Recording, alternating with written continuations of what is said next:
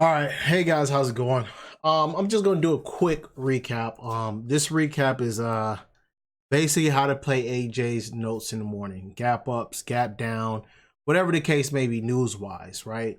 So I'm just gonna do a quick recap. I'll probably do just two tickers. I know a couple people are trying to figure out how I play it and what I look for. So what I'll do is I'll pretty much go over AVGO and I do the first two on his list, AVGO and CGC. As you can see, I pretty much cleaned up the chart. I took everything off. I'm just gonna do this bareback simple and just go without any EMAs, all that other stuff. I just pretty much eliminate everything on this chart.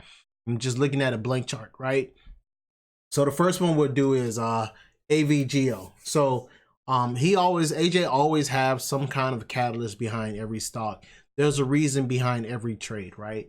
So when you're looking at that, what you need to think about is, why is the stock moving? What's his thought process? So while he's topping up his notes, what you can be doing is starting to chart it out and looking for certain spots if you want to trade it off technicals, or if you want to just go off what he's saying, you can too. But our numbers are sometimes not too far off, and when it's crazy how the technical aspect of it pretty much almost matches up with what he's saying on his notes. So let's just look at AVGO. So he says stock is gapping down 12, right? As you all know, AVGO is in talks with buying SYMC. So they're taking a hit because they're the ones doing the buy, right? So they took a hit today, right? In my opinion, this is a buy opportunity. Would consider taking long at a small at 283.50. Looking for the stock to rebound back to at least 290. If this yanks at open, smile and buy the weakness. Anything 280, 281 is a buy opportunity. All right, so boom, we have our notes, right? So now we know he wants us to buy the weakness, right? He's looking for a pop on this one. So what you should be doing is starting to look at levels and use pre-market. Pre-market is a good indication of where you can possibly see a bounce, where you can find levels, and that's typically what I'm doing. So what I'm doing is just looking for spots. So the first thing I can see is pretty much this yanked here, right? It yanked here, found some support. So what I typically do is I would mark that, right? First spot I'm marking would be right around here, because this first yank pulled, found some support, and then it kind of tried to bounce, but once it broke it, we got another big yank. So to me personally, that's kind of a nice support. Now becomes resistance, right? So the next spot I look at is here, this gap right here. So if we do start bouncing back, I want to try to fill this gap. So I would mark that spot, right? If it allows me, right? So now we have that spot marked, right? So now we pulled and then it couldn't bounce up, it couldn't fill it. So that would be another spot I want to mark, right? Bingo. And then as you can see, the full pull is down here. I can also mark this area as well, just here. Either one of these would suffice, but I'll probably go here. So now I got levels of where it was tanking yesterday. Once the news came out, it pretty much took a tank, and I'm starting to gear up and getting spots and looking at spots. I would also typically mark this low of low just in case we start pulling. I know where it bounced last. So boom, there it is, right? So now we start bouncing. Now I do the same thing and I start walking it up where it found support and it bounced off of. So I would mark here, right? So now all I'm doing is marking levels where I've seen where it had support. It pulled back. So this is a support area, right? So I would want to mark this, right? Now I'm looking at here. This is also, you can either go here or here, whichever. Me being me, I noticed majority of the support is happening here, came here, so I'm probably going to mark, right? So now I have spots marked out. I think this is pretty good. If you want it to be real picky, you can also mark that top peak right here where it popped and got rejected pre-market, right? So now we have levels charted out, right? So now what you're thinking in your head is, what is good levels to buy, right? What if AJ is saying, let's say he says 283.50, he would go long, right? So market is open up and hasn't even opened up yet, but he's telling you 283.50. You can go long, right? What if you had to wait for market open? Even if you took it here, 280.85, whatever, you just have to give it room, because now you see areas of support, right, where you can bounce it. So this is where you start considering the size that you're going to take. But you also have a trend pre-market, right? Very key on this, right? That you have to also mark, which I always mark because I like to know trend. If a trend is holding up, that tells me that the stock has more chances of pushing up higher. See this little dot right here? I don't know if you guys can see it. That's about the point, but that won't make a difference. But that's what I'm putting my marker on, right? So now I have an uptrend, I have support, I have everything, right? Now it's all about me trying to figure out good areas to buy, right? So with this being said, if I'm noticing the trend, and this is a 5-minute time frame, so let's flip it to a minute time frame. Look at it how AJ would look at it, right? So now that we're on a minute time frame, you can see it even clearer, right? So what's happening here is it cannot break this uptrend that we spotted pre-market, right? So if you decided to take it off the uptrend, you know to give it room to 282, right? In this situation, once you reclaim 283, what is that? 283.88 is what it's looking like. 283.88. Your mind frame should be, well, if we hold 283.88, how much room of upside do I have? Right? You already minimize your risk. You set up the trade in your favor, right? If this level breaks, then you can get out. Or if you're planning on averaging down, you know the area where you can average down. This is about a point to the downside. So if you take 50 shares, it drops on you. You add in 50 more shares, whatever, average is halfway. Once it pops, you're in the money, right? If you decided to average down. If you just decided to take $100 and you want to risk $50 or $100 on the trade, you know you have a 1 point of downside risk on this trade. So that's the thought process, right? So now we're holding the uptrend for pre-market. It comes down on a minute. It's testing it. You're spotting that it's holding it pretty good. So at this point, you decide to take a position. Well, the first scale out spot where you should be locking in some profits would be 285.50, right? That alone on this move from 283.88 to 285.50, that's almost 2 points, right? So if you even took a 50 shares, you're pretty much nailing 100 bucks on this, right? Pretty much, right? So now you decide to stay in it. So typically what happens is I get into a trade. Once you start making this run, I like to play the trend. This is how I trade now, right? I'm now taking the trade and I'm trying to maximize my profits on it, right? So what happens is I tell myself I will stay in the trade as long as my trend holds. So if I get in it down here, the next candlestick, I'll trade on a 5-minute, whether it's a minute, whatever time frame I'm on and I'm seeing the trend, I typically go here if it clicks on. So now I'm here, right? So what I tell myself is as long as this trend holds, I'll stay in the trade, right? And then if I see it getting extended, just typically once you see these big candles, it's pulling too far away from this trend, right? That's when I start tightening up a trend. So I just take the next candlestick. Once this one's open up and I'm seeing it's pushing again, I even tighten it up more, right? So now, if this trend breaks here, I understand that I'm probably going to get a pullback to the next trend. So these are areas where you can take profits if you're trying to maximize, right, on the trade. So that's how I would have traded AVGO to the upside. I think I said I was do the first two. So that's how I would have mapped this out. That's how I would have traded it out. That would have been the thought process on this. So the other one, let me clean this up real quick, and then I'll also switch back over to CGC. This way. No, I'll clean it up afterwards. I just to it. I don't want to hold you guys up. CGC, right? Here's another one, right? Again, clean it all up.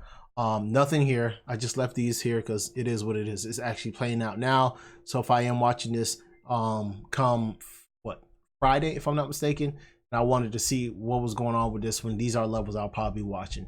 So same thing, right? Here's CGC. I think on AJ notes, CGC gapping down on CEO being fired, right? This is great for the company. He's telling you that the pull that happened pre-market, does not warrant what is going on in the company. It's actually positive for the company. So at this point, you read what he's saying. Stock gapping down 2.5 points this morning. Mad props to Janny Moore. Janny pretty much was walking this up pre-market on the sell-off. So once he noticed it, he pretty much bounced it all the way up from pre-market until market open. So he was giving them props for that. Thin stock has decent run into it now. STZ can do what they need to do. I like to see a little bit more run towards 40, 50, 41 plus, then a 1 and 1.5 point pullback, then bottom curl, then a slow all-day move back to high, right? So that's what he was looking for.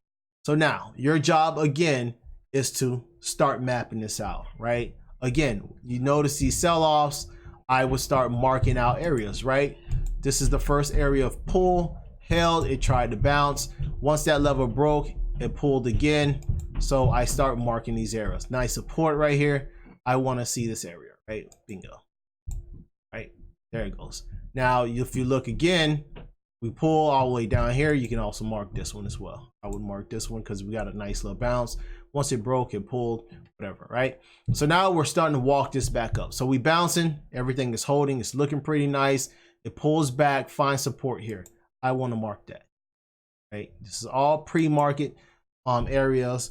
And then let's see what happens, right? So another thing that I do sometimes, depending on if I have time and I want to be safe on it, you can also zoom out to a bigger time frame, right? And see what's happening on a bigger time frame if those levels are played out in the past or whatever the case may be, right? So let's just say in this situation, let's go look at an hourly time frame, right? 10-day hourly. So we just drew up these levels, right? So if you look at it, they came pretty much into play here. These are levels we just drew out, right? So you can pretty much watch these levels to try to bounce this, right? And that's basically what I'm saying. So now let's go back, let's flip it to a 1 minute because I know AJ loves the 1 minute time frame.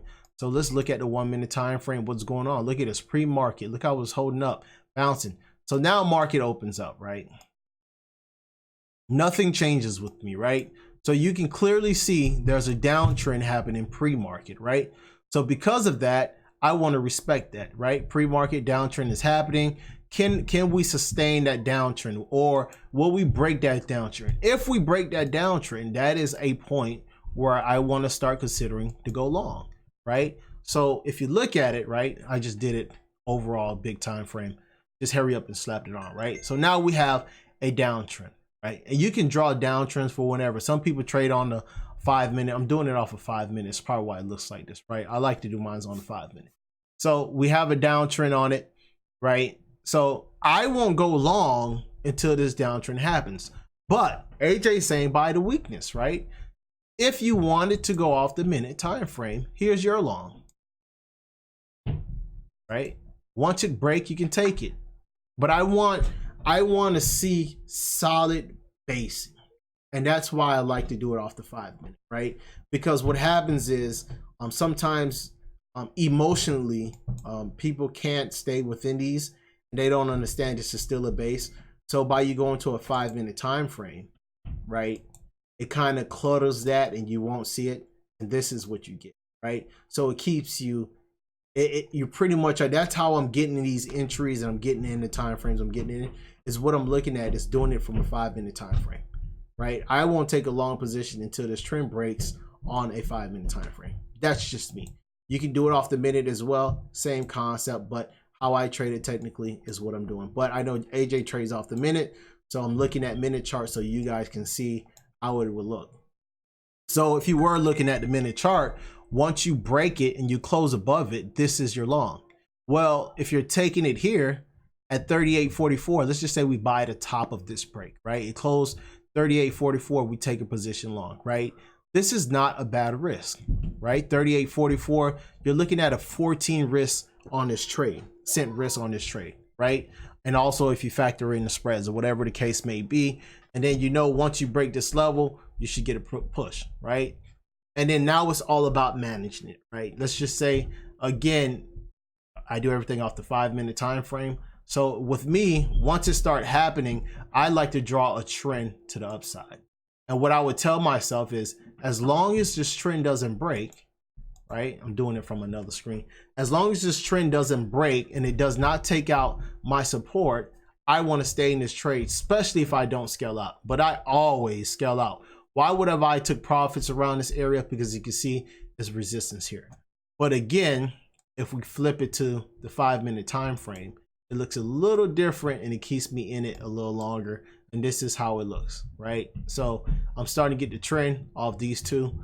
Get the trend. I will stay in this as long as this trend holds, right? So I pretty much will walk up. This is how I stay in trades pretty much longer, and I just scale out as the trade is moving up.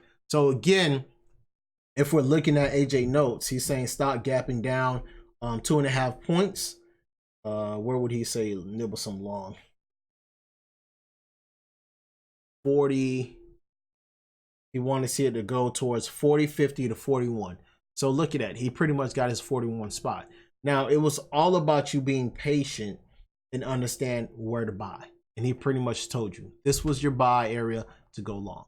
And I do this over and over and over, whether I'm trading his notes, whether I'm looking at a stock of my own. I really don't care. I'm just more of a patient. I look for spots where I've noticed stocks bouncing, falling, and then I just take trades off of that. And this is me just doing it butt naked off nothing on the chart. So basically, if you just stuck to that rule and you was trading this, you pretty much would have entered this stock. Let's just say you got it on the pullback or even up here. Your exit entry riding this trend up probably could have been, even if you waited for the pullback and the break, $39.91. So that's still great profits, right? You made money on it because the point of this game is to stay green. And again, this is how I trade AJ notes. I trade all day. I don't do anything different. All I do is pretty much zoom out, look for areas where I notice support and resistance. Once I spot them, I trade them intraday. And these are the moves I'm looking for. So even with that being said, if you guys were in this trade, look at it. And you guys, once you guys pop this top, this is an area that you should have been watching. So even if you popped it, you should have been scaling out here, taking some kind of profits right into $39.97, right? Once you notice it holding, if you wanted to get back in it, it's the same concept. It's actually flagging here. And that could have gave you an indication to get back in, but you would have to wait for this flag to break. Once it broke, reclaim support, you can scalp it again to the upside, right? And you have your reasons. You have you have an area of exit entry. I mean, your game plan. You have game plan basically. $30.97. If I enter it, your stops are either the bottom of here or here, and then you just trade it out. So again, guys, that was just me trying to give you guys a breakdown on how I trade whenever I'm seeing gap ups and gap downs in the morning, and what I look for and how I formulate a trading style off of it. Now, every trade doesn't always work out, but you can put trades in your favor when you're doing it like this. So I just pretty much take AJ notes, whatever he finds, and then I just go pre-market. Let's look at it. Let's break it down pre-market. Sometimes if I'm not seeing what I like, I zoom out to a bigger time frame, hourly sometimes. And I look at the hourly overall. What am I seeing? Where am I finding support? Where's this baby bouncing off of? Once I start spotting them, I mark them up on my chart.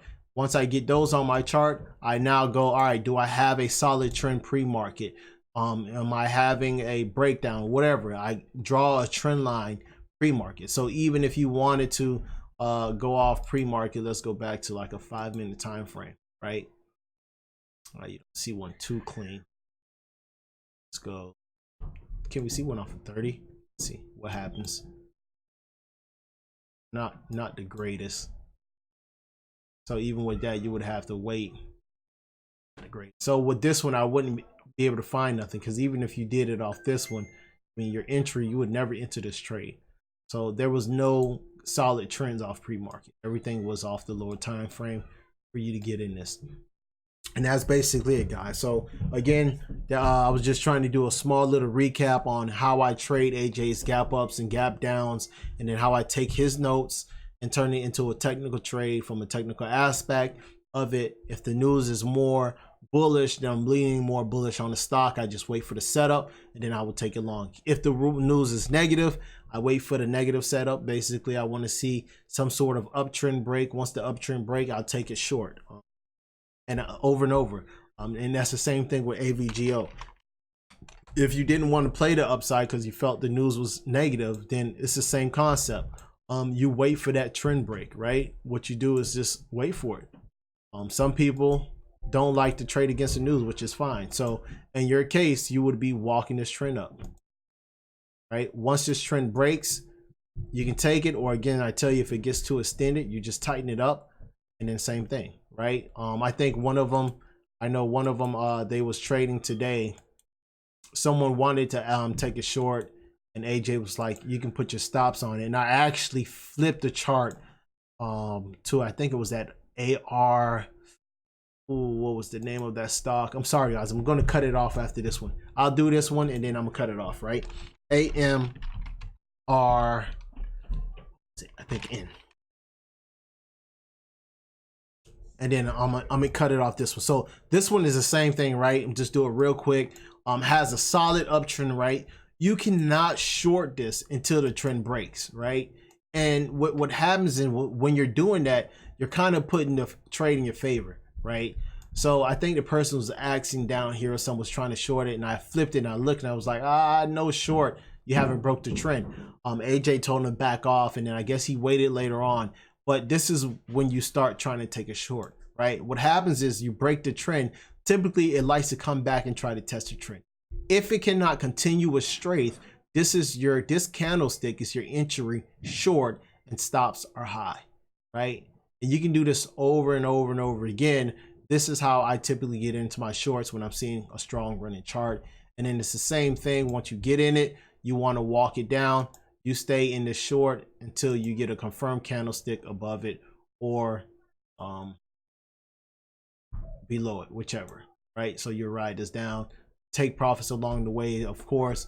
And then if you zoom out, I can almost guarantee you pre-market, this level came into play pre-market. So let's go look at it again. Look at this. So again, it's all about you taking the time out and drawing your levels, right? Watch this. Clicked it on the wrong spot. I was supposed to just do 2. I'm ended up doing 3 just for you guys. So look at the area where you could have been taking profits. Once you broke this level, you knew you was probably going to come down here. These are areas where you start considering take profits, right? Nothing changes. Right? Look at it. It's pretty much that one didn't. So look where it's bouncing off of. It kind of pretty much told you where it would find some kind of support. And that's why you want to mark these, so you would know to start scaling out of your position if you're holding this short right into this area. And then once it start bouncing, it's the same concept. If you get a trend break, look at this para downtrend. I told you, if it gets too extended, so this is extended to me, I would typically come back and redraw it. Right? I would take this candle, wrong button. Right? And this is just for people who need that visual. Come right here and redraw it. And look, right? So once that parabolic drop happen, what you do is you get in it. Now, if it bounces and it breaks it, you have to get out. You got to respect it. Even if it came back out, it don't matter. You locking in profits down here. But this is typically what happens. I told you guys, if it breaks the trend, it likes to come back and retest it. Right? Look what happened here. It broke the trend. It came back and kind of retested it and ripped. Right? So it's the same concept. Right? And again, once it happens, you slap this trend on it. And you start riding this up. As long as you don't break this, you stay in it. So pretty much you would have been riding right back into what happened. The flag, see the flag? Once that flag broke, we was looking for a short. Same thing, came back, retested the flag breakdown, then got rejected and came back down.